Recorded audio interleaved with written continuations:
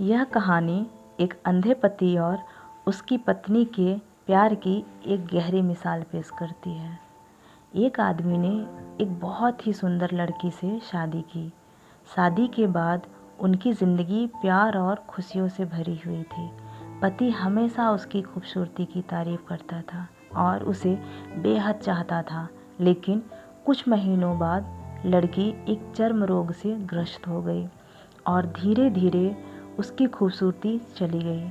उसे डर था कि अगर वह बदसूरत हो गई तो उसका पति उसे नफ़रत करने लगेगा और वह उसकी नफ़रत सहन नहीं कर पाएगी। एक दिन पति को किसी काम से शहर जाना पड़ा।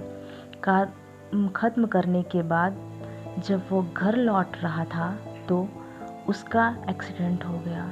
समय बीतता गया और लड़की ने अपनी खूबसूरती पूरी तरह से खो दी और बदसूरत हो गई। लेकिन चूँकि पति अंधा था, उसे इस बारे में कुछ पता नहीं चला और उनका खुशहाल विवाह जीवन भर कोई प्रभाव नहीं पड़ा।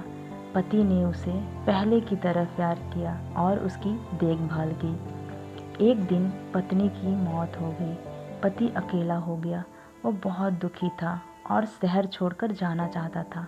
अंतिम संस्कार की सारी विधियां पूरी करने के बाद वह शहर छोड़ने लगा। तभी एक आदमी ने उसे रोका और पूछा, अब तुम बिना सहारे के कैसे रह पाओगे? इतने साल तुम्हारी पत्नी तुम्हारी मदद करती थी।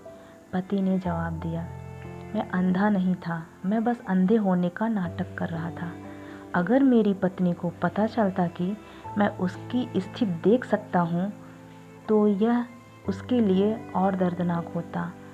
मैं सिर्फ उसे खुश देखना चाहता था। इस कहानी में हमें यह सीखने को मिलता है कि खुश रहने के लिए हमें एक दूसरे की कमियों को नज़रअंदाज करना चाहिए और एक दूसरे की अच्छाइयों को अपनाना चाहिए। दोस्तों, कहानी पसंद आई हो तो एक लाइक और अपने दोस्तों से शेयर करना मत भूलना। धन्यवाद।